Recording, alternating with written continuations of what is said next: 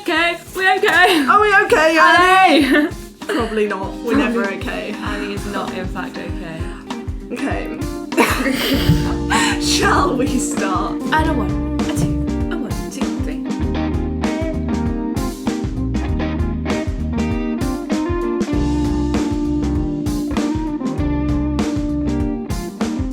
Hello, and welcome back to the SketchPad Podcast. Wow. That was beautiful. Season 2. Episode 5. 5. And we hope you're well. This is the podcast where we chat about art, creativity, pop culture and lots more, all while... I love how every single time we say lots more, because neither of us know what the lots more is. No. The lots No more, I think, clue. is waffle. Yeah, exactly. All while attempting to make art. Keyword being attempting. Have you added that in? Because last episode it didn't go so well. Yeah, it was quite poor. If you've watched the one where I tried to paint an ice cream It sounds like a cone. Friends episode. The Yeah. one where Alicia fails at painting an ice cream cone. I'm hoping this episode goes better. Shall we start off with saying what we're talking about today, or should we explain the artwork that we're doing today? What we're talking about, so just Yeah. a little sneak preview. Ooh. We're talking about reading. Has reading died? Do Yeah. people still read? That kind of thing. But firstly, should we do a little update? So Yeah, and what it's we've in the been up future. to. It's in quite in the past for you, but we've just got back from 2 weeks at Soul Survivor. So we're right at the end of summer now, which feels crazy. Yeah, so Soul Survivor is this Christian youth festival that we go to every year, and there's like 10,000 people there. It's in multiple weeks over summer, so there are sort of 5 days in different places. So we were there week B and C, which is in Peterborough, and we were volunteering on the cafes. Yeah, it was a lot of fun. It was honestly a lot of utterly hard exhausting. work. Yeah, we worked 10 out of the 11 days we were there. Yeah, and like sort of 5 to 7 hours a day. Yeah. Which was from hours in between 7:45 and 11:30. So you never got to sleep really before 1. So anyway, we're quite tired. We got back and I had a party that evening. Oh yeah, how'd it go? It was very good. It was very enjoyable. I'm impressed that you're still awake. I had a nap on the floor. So I don't drink, but I had a nap on the floor at 11:30. So I did just look like I'd passed out. Yeah. I got home and my mum wanted to hear all about our trip, and I just really couldn't verbalise any words. I was like, I need to lie down. Well, I need to drink tea, have a shower, lie down. And then, go and get my windscreen fixed. That's what you do the day that you've got back from really a annoying 2-week youth festival. Honestly, not very happy with my tea. For those No. watching today, I'm drinking lemon and ginger, we think. It was supposed to be green It tea, was but supposed to be green tea. But I mean, I apparently it's don't really ruining know. the vibe. It is kind of. So I'll just put it slightly to the side. It's a nice groovy dad mug though. It is a nice one. But yeah, so Soul Survivor was really fun. Honor perfected her latte art. Oh, mate. So I learned how to use the barista machines, the espresso machines, and my latte art. So here's the thing. I would say that as with all social media, not all of it's true. So I put up on Instagram as an art update some latte art. That was from week 1, where I learnt to make lattes and cappuccinos and blah blah coffee, essentially. Subtle flex. A subtle flex. And my latte art was going really well. And then week 2, latte art is so particular, and like very little things can completely change it. Yeah. So week 2, The milk changed, which meant that I could no longer do latte art. So then it just wasn't going well. She wasn't bitter about it. I at wasn't. all. It was a V sad because I was like, yeah, like I've got this, and then it went downhill. So I would just say, although it looks kind of like, oh wow, she's learnt to do latte art, it went downhill. Yeah. And never mind. Is what it is. I perfected, cappuccino, and I also learned some new catchphrases of how to, interact with the public. Yeah. So, is anybody waiting to pay? Alicia was on tills, and all the time I was like, I'm going to just say, is anybody waiting to pay? Yeah. And our friend Nell, what was Nell's catchphrase? If you've already been paid, can I encourage you to move along? Move along. Yeah. Oh, it's hysterical.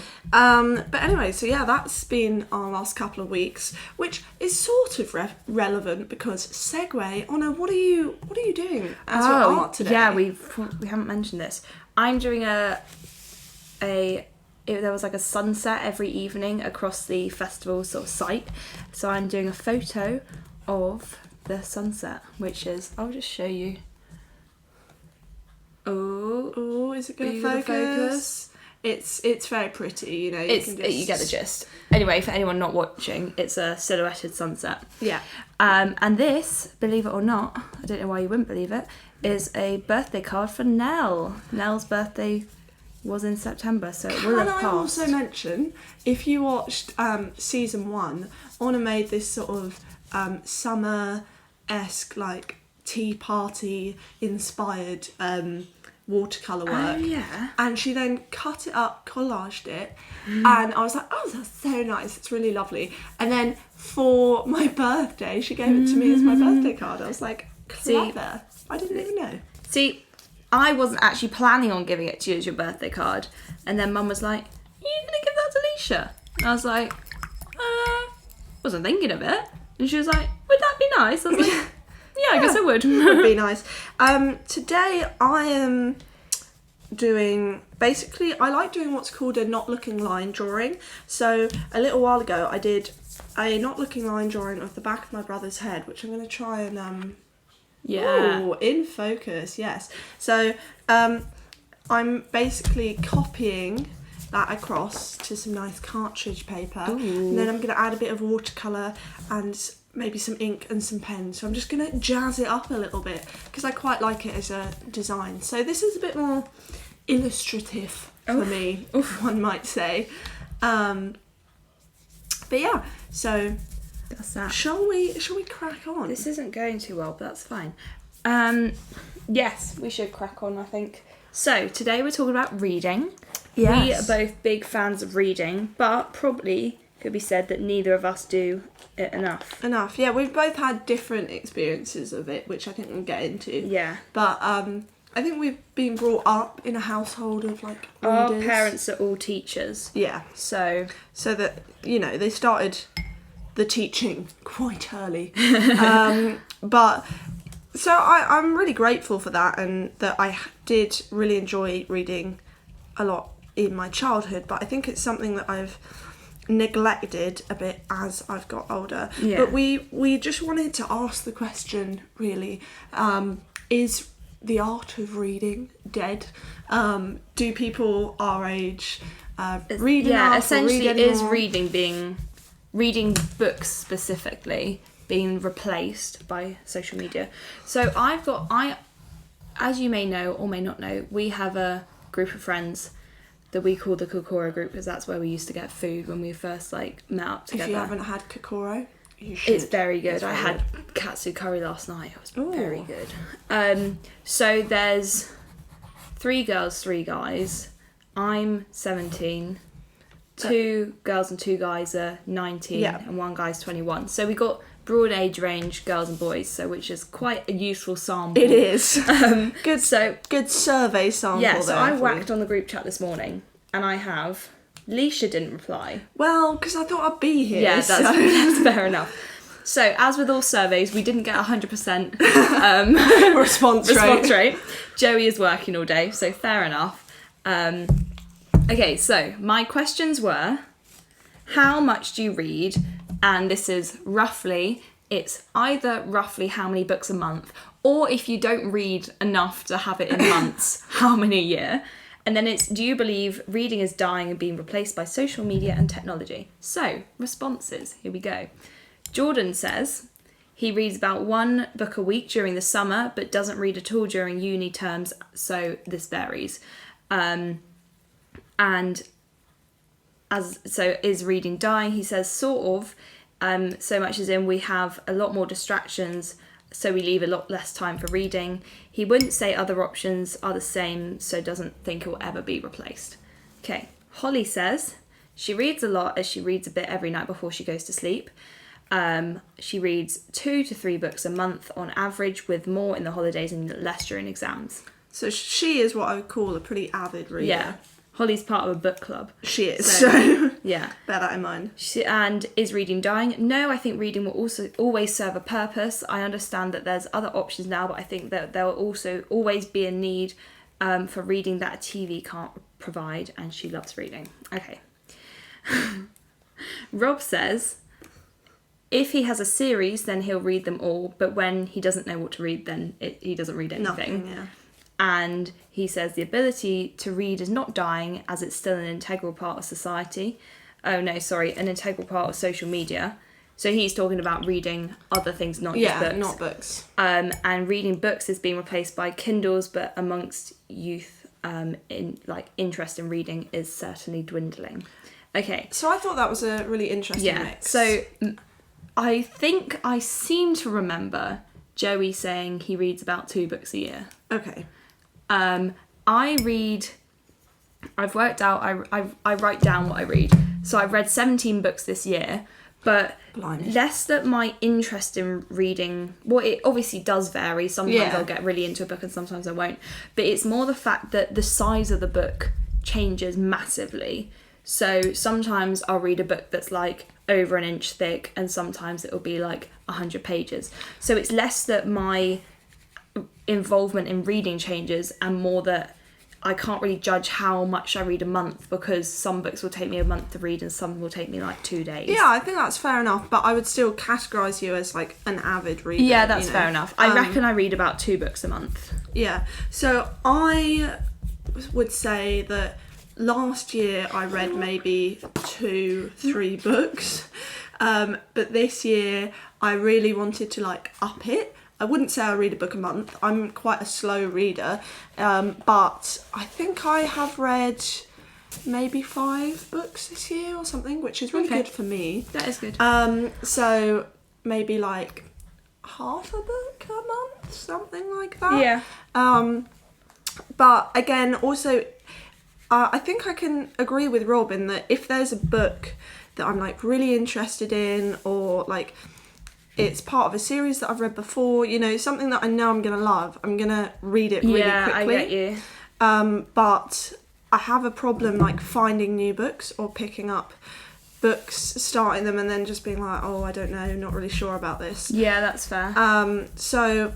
And it's so easy to get just distracted by other things. Yeah. Answering the question, do I read enough? I've put, compared to a lot of people, I think I do read a lot, but I think I'm inclined not to read because we live in such a media saturated world. Everything is constant and like fast paced and everything. So I watch, like, I'm not particularly proud of it. I don't think it's an amazing thing. I watch a lot of YouTube videos on double speed, purely just to like... To get the content in? Yeah, almost to like eat up the content in a way.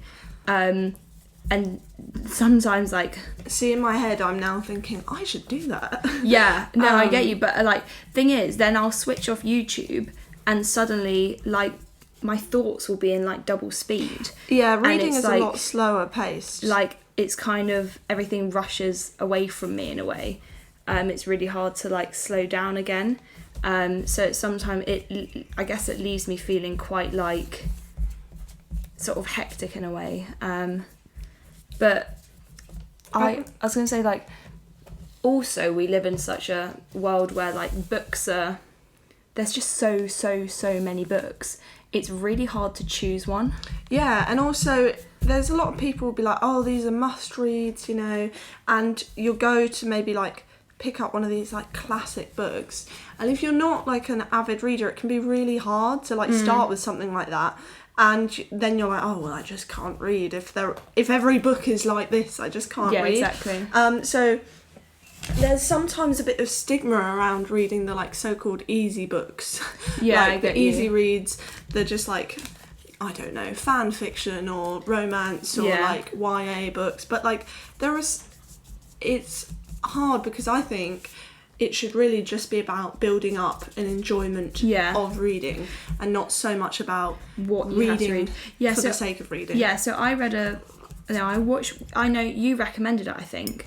I watched a documentary recently about reading, and it was just general, like, this guy sort of explored reading and travelled around to different... He went to, like, the most beautiful libraries in the world, yeah. And he met up with someone, and there was, like, someone asked a question which was, maybe it wasn't even that documentary. Anyway, it was like, if I... like really, really want to read a book, but it's like I've got so many things on my like book list that I want to read. Like, how do I stay motivated to like continue on my book list and like read that book later? And the guy was like, don't. Like, the main importance of reading is like interest. And if you're really interested in something else, don't like stop yourself just because you have other books on your shelf that you haven't read yet. I like that, because I definitely know that right now I'm sort of in between books. I read we're gonna give you a few suggestions later. This is not on my list, but I did just read The Girl on the Train, which I'd had on my shelf, and I did really want to read it. And then it was sort of at a point where I was like, my interest had like come around to this book again. I was like, okay, I'm going to read it. And now that I've read that, I'm like, I don't know what to do. Like, do I just pick up another book on my shelf even if I'm not really feeling like it? Or do I wait till I get that sort of like, this is a book that I really want to read? So, I mean, there's not one exact way. It might be that you pick up a book that you're like, not sure about, that is on your shelf, and then turns out it's a really good book. But if there is something that's really grabbing your attention, like read it. Go for it. Yeah, because this guy was saying, like, just because something's been on your reading list for longer doesn't mean it's not going to be more valuable to you, which I think I really agree with. And also, like, don't feel like you have to read all the classics, because a lot of them aren't great. Like, I've read a lot of classics. What was it you were reading while we were away, and you just... it took you a really long time to, like, get into it. By the end, you were like, it had a sort of sad but good ending. It wasn't a good ending. Okay. It was just sad. It was Where Angels Fear to Tread by E.M. Forster. It was just a sad and convoluted book, and I was just a bit like, okay. And like that's quite a classic. Like, he's a well-renowned author. So just because something's... I think, did I just say just because something's been on your reading list for longer? Oh, I literally just said that. Yeah. Okay, fantastic. But anyway, to reinforce. Just to reinforce, I'm going to accidentally repeat the whole phrase. Exactly. Should we just... a little update about our art? Yes. I restarted because it just was... oh, yeah. It's on the floor over there. Was not going well. So I've got this. I've basically got... a gradient of blue down to orange, because that's the colours of the sunset. Oh yeah, it's looking nice. Mine, I've drawn out the sketch that I wanted, and now I've added some colours. My brother has orange hair, so ginger hair, so that's what I'm doing. Orange hair, I really appreciate that one. And so I've decided to do some blue as a good contrast. Do we want to take a quick break and then come back and talk about our book recommendations? Yeah, we do. Cool. Love that. Toodles. Bye.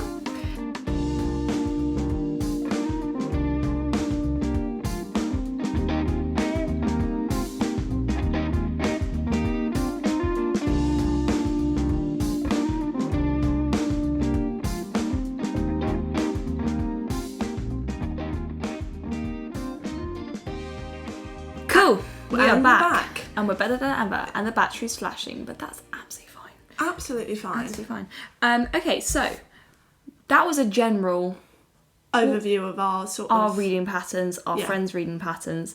Back to the question, is reading dying? I have a statistic, because we know we love statistics. We love good facts and statistics on this podcast. Okay, so the percentage of adult Americans who read literature has decreased by 3% each year over the past decade. That's shocking. I know. I think it's sad, because I think that, reading shouldn't be a dying art. No. And I think it's such a good skill to have, and like I don't know the science behind it, but I think it's really important for the way that you retain information, and the way that your brain develops, it just generally makes you smarter to read more. It is proven to be so beneficial. So why do we think that reading is dying? So obviously there's social media and stuff. Yeah, I think that's a big part of it. Social media, but also like TV and YouTube. Yeah. Because all of that media It's content instant. is so instantaneous, fast paced. Yeah. Like I was saying earlier, reading is quite slow paced. So when you like jump from one to the other, it can be quite hard to get back into the Definitely. the mindset of reading. Also, I think there's definitely something to be said for like reading's not easy for everyone. No. And now for people who maybe never read in the first place, there are other options. Yeah. I mean, like I said, I'm quite a slow reader, so that will put me off sometimes going for a really thick, massive book or like a classic book, because I'm like, if the language is like more difficult, I'm gonna find it like more of a struggle and not as enjoyable to read. But over time, when I have like stretched myself, it's like when you're younger, your teachers make you read books that like, did you ever have this? Your teacher would be like, if you can't read 4 words or don't know 4 words on the first page, read that book. Wow. So it would force you to learn new words and new vocabulary. And I guess the then thing meant is, you could read more books. We're now in a time when reading is not required in education for us. Obviously reading books. So neither of us do subjects anymore where you have to read a certain book, really. No. It's not like we do like English literature or something. So reading purely is for pleasure. So if it's like, if it's going to be particularly difficult, then it's not as enjoyable in a sense. So, one thing I will say is from doing English Lit Lang at A-level is that I think it can be useful to study English in the sense of it gave me a different form of appreciation for reading, in the sense of you can like really go in depth into the meanings and the way things have been written. I honestly think I would have loved to have done English Lit Lang. I should have done that instead of geography. Wow. To be honest, I should have done a lot of things instead of geography, but here we are. Here we are. Never mind. We continue on anyway. But it's not for everyone. I know that some people really just did not like English in my class, but it's something that I will always appreciate, because I learned how to, annotate books and be more like free and just like making notes and reacting and like exploring what that means or why did they do that, and it can actually make the whole story even better than it 100%. already was. So like for my GCSE books, I did Jekyll and Hyde, which was on its own it's a bit of a drag. But I loved it by the end because I knew it inside out, and it's so interesting to like properly understand. For those who are interested, I'm just about to start adding some Quink ink to... And for those of you who aren't interested, I don't really know why you listen or watch the podcast. Yeah, I'm just adding some ink. No, you don't really need to know more than that. But I've just done a silhouette of the festival sort of scene, and I'm about to do a string of fairy lights. Is there anything you wanted to add to the Do We Think Reading is Dying? Not Do we think dying is reading? Or shall we move on to... Do I think reading is dying? Do you, Honor? She's not sure. She's thinking. Okay, thought is processing. I think for many people, reading it's overstated how quote unquote alive reading was, if you get what I mean. So for some people, it's sort of posed that in the past reading was massive, but for a lot of people, they would have been illiterate. They wouldn't have had the means to actually have books. It was quite obviously reading was a sign of wealth because it showed that you had an education. So whether it's dying or whether it's the same as it always was, just there are also other sources of media that people who never might have ever read in the first place are using instead. I think I don't know, it's just I think that's an interesting point, because perhaps it's a development of the class system that now people are already in a place of influence, so much so that they don't need to take part in these sort of activities that would have been seen as high class. I guess now, if you've had a good enough education, if you've been put in that like position of affluence, it's almost like you don't need to do these things. It's like, you know, unless you want to do them. So you're in a much more fortunate position, whereas obviously people who are less fortunate would really love to learn how to like read and write, because they know that that's going to get them better jobs, better pay and better livelihood. Also, I would say we read a massive amount. Everyone reads a massive amount. It's just not necessarily for a book anymore. Do you know what I mean? Yes. Like, there are so many other sources of reading that if we only see reading a book as reading, then, you know, that's actually quite closed-minded. But that being said, we're going to give you some book recommendations anyway. You could listen to these as audiobooks probably as well, if you're a slow probably. reader. I don't know. Or I've never really gotten into audiobooks, but I would like to. I guess, like, I would say I listen to, you know, podcasts perhaps more than you do.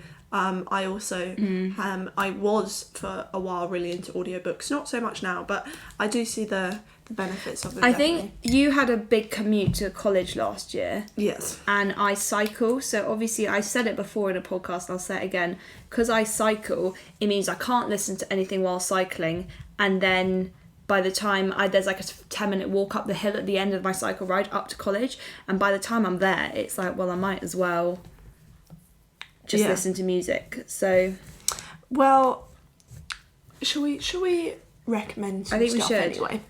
We've done book recommendations before, so these are just a couple of books that I just really enjoyed that I don't know why, but I want to share because I enjoyed them. I'm going to share one that I have mentioned before, and then two new ones. Got it. And I think the way we're going to do this is we'll just take turns in sharing a book and reading the blurb, and maybe just a sentence or two, but we're going to keep it nice and brief for you. Nice brief. We're not very good at that.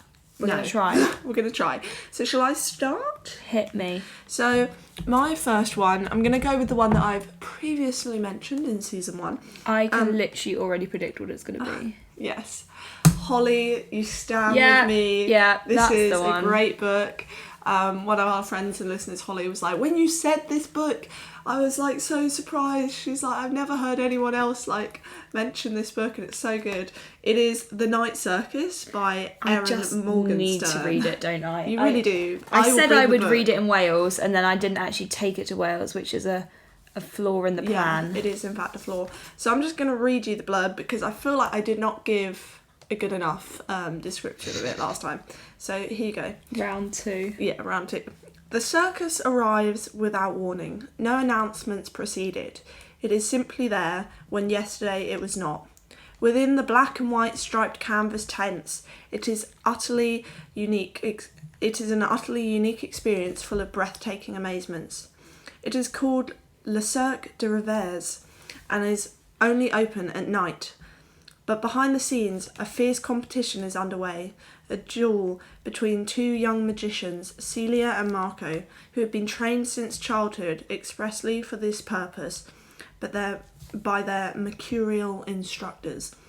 Unbeknownst to them, both in this game, which can only... sorry. Do we need to do a take 2 of take 2 of that bit. Unbeknownst to them both, this is a game in which only one can be left standing. Despite the high stakes, Celia and Marco soon tumble headfirst into love, setting off a domino effect of dangerous consequences and leaving the lives of everyone, from the performers to the patrons, hanging in the balance. Dun dun dun dun dun dun dun dun. Yes. High stakes, high drama, magic, circuses, just everything that you need in a book is there. If you like a bit of fantasy, if you like a bit of romance, if you like a bit of action, you know, a bit of tension, this is the book for you. People can't see, but just, you got to imagine wild hand gestures. I'm trying to get it in the frame. There you go. Wild hand gestures while these. Right. Boom. Yes. My book number 1 is called The Lie Tree. Ooh. It's really good. I've heard of this. So it's set in, I don't know, like not recently. You get she those. has the actual book. I've got the with actual her. book. I have to say I am at Honor's house, so I didn't. Yeah, that's fair enough. You know when you get books where they're not set in the present day and they're not specifically seeming to be set in like the Victorian era.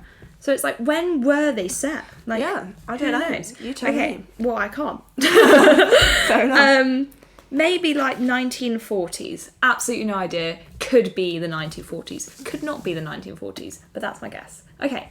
So, the Lie Tree. The leaves were cold and slightly clammy. There was no mistaking them. She had seen their likeness painstakingly sketched in her father's journal. This was his greatest secret, his treasure and his undoing, the Tree of Lies. Now it was hers, and the journey he had never finished stretched out before her.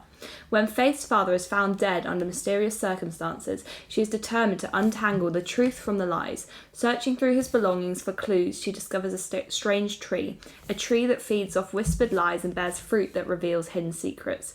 But as Faith's untruths spiral out of control, she discovers that where lies seduce, truths shatter. Ooh. So it's a really interesting, like, adventure, not really adventure, but like thriller type, mystery type, something else. I don't know. It's really cool. Drama. So, yeah, drama. So if it was the Costa 2015 Book of the Year. Oh. So it's The Lie Tree by Frances Hardinge, and basically this girl's dad dies under mysterious circumstances, and he was like a sort of a biologist type thing. Yeah. And in his diaries type notebook, she finds information about this tree that where you tell it lies, I mean the blurb said it gives you back a truth. So obviously then she gets caught up in all these lies because she's desperate to find out what really happened to her father, and obviously the more she wants to know, the more she has to lie. So it's like, the bigger the lie, the bigger the truth. Ooh. So in order to find her father's, like, the reason for his death, she has to lie, and she gets all tangled up in these lies. Good. It's really good. You know, probably after we've finished this podcast, I'm going to take all of the books Honor recommends home with me to read. Do it. Yeah, do it, honestly. But no, that sounds lovely. I would really recommend this. It's just a really interesting book. It's cool. Cute. Yeah. Your painting's looking very good. Thank you. I'm really nearly finished, so I better get on and read finished. something. I've got Oh, it's looking so pretty. Well, It's we'll quite speed cute. up so that we're done on time. The next book I have is called The Versions of Us by Laura Barnett. This is it's not a YA novel. It is I guess just a novel, an adult novel, but so it has some mature themes in it if you're gonna read it, just so you know. But anyway, here's the blurb. That reminds me, I always felt really guilty. So basically, one time at school in the library, I was like asked to read this book that like an author had written, and like wanted some people to like test read it. And there was like one sex scene in it, and at the end the librarian, after reading was like, there are no like mature themes in this. I was like, no. She was like, no sex. I was like, no. And then like I left and I was like, yes. I was like, never mind. Right, sorry. Right, that well, was anyway. a completely unnecessary story. Carry on. We love it anyway. We love it anyway. So, The Versions of Us. What if you had said yes? Eva and Jim are 19 and students at Cambridge. Oh, classic. Yeah. When their paths first cross in 1958, Jim is walking along a lane when a woman approaching him on a bicycle swerves to avoid a dog. What happens next will determine the rest of their lives. We follow 3 different versions of their future, together and apart, as their love story takes on different incarnations and twists and turns to the conclusion in the present day. The Versions of Us is an outstanding debut novel about the choices we make and the different paths that our lives might follow. What if one small decision could change the rest of your life? Damn. I love these sort of books where it like gives you multiple outcomes, and also you feel like it's like, it does make you think, like, what if anyone's watched the Doctor Who episode where it's like, turn left, do you turn right or do you turn left, and that changes everything for Donna, the character. Also, I'd like to apologise, there was some serious cutting paper faux pas going on. But anyway, but yeah, I won't go into it too much. It's, if you like romance, it's good, but it's not like too sappy. You know, there is multiple endings, so it really is more of a realistic depiction of what a relationship could be and what it could also not be. Ooh. So there you go. Enjoy. We're like, you will read it. Enjoy it. Okay, so next one is Rooftoppers. This one is a really short book. Really enjoyed it. It's just so like lovely and cute. Like, so basically, everyone thinks that Sophie's an orphan, because there were no recorded female survivors from the shipwreck, the Titanic, that left the baby Sophie floating in the English Channel in a cello case. But Sophie remembers seeing her mother wave for help. So she's looked after by this cello player from the Titanic who finds her as a baby. And he's like this, like, seemingly completely unsuitable for parenting, like, a dad, but who's obviously not actually her dad, who's like in his sort of mid-30s, and he's a musician, and they live such like a wacky lifestyle, but it's so lovely. Like, they'll eat cake off books and that kind of thing. Cute. It's like the classic, like, kind of Pippi Longstocking-esque. I love it. Another book recommended right there. But the welfare agency believe that he's unsuitable, raising like a proper young lady. So when they like threaten to send Sophie to an orphanage, she takes matters into her own hands, and basically they both go on a search. Her and her like guardian go on a search for her mum, who she's like certain she saw waving at her as she like floated away from the Titanic. And it's called Rooftoppers because eventually on their travels to search for her mum, they find these like street urchins who live on the roofs. Spoiler alert. It's the main theme of the book. So sounds. It's really nice. It's very short. It's just really nice. It's a nice read. And I think by this point, both me and Honor have finished our artwork, so I'm going to speed through my last recommendation, which is Elizabeth is Missing by Emma Healey. I'm just going to do some close-ups of the artwork while Isha does this. Lately, Maud's been getting forgetful. She keeps buying peach slices when she has a cupboard full, forgets to drink the cups of tea she's made, and writes notes to remind herself of things. But Maud is determined to discover what has happened to her friend Elizabeth, and what it has to do with the unsolved disappearance of her sister Suki years back just after the war. A fast-paced mystery with a wonderful leading character, Maud will make you laugh and cry, but she certainly won't be forgotten. Ooh. So you can tell I like stuff that's sort of everyday, but then it's like a bit of drama. Yeah, you. Okay, my last one is I Catch the Castle. So it's written by Dodie Smith during the Second World War when she was in California. So it's time she was like homesick. So it's like people think she was like writing it as a way of like reminiscing on England, which she really missed. So it follows the adventures of an eccentric family, the Mortmains, struggling to live in poverty in a decaying castle during the 1930s. So it's first person narrator. It's like her diary by Cassandra Mortmain, who's an intelligent teenager who tells the story through her journal. And it's like said to be like a coming of age story where she is like a girl at the start, and like through the events of the book she is like a grown up at the end. But it's really good. It's just a really nice book. It's cool. Great. Lush. And that brings us to the end that of the pod. Not bombshell. Not bombshell, but bombshell because we both finished our pieces of artwork. That's in actually time. pretty revolutionary. Pretty revolutionary. Did you do close-ups of yours? I did not. I'm sorry. Lush. Yeah, there you go. Oof. Wow. As always, photos will be up on Instagram at the SketchPad Pod. Happy birthday now. We are on YouTube and anywhere that you might listen to a podcast. Come find us. Which you probably already know if you're listening to the podcast. Yeah, but you can check us out on a different platform if you would like. Okay, so we'll see you next week. Over and out. Over and out. Bye. Bye. Okay. Okay.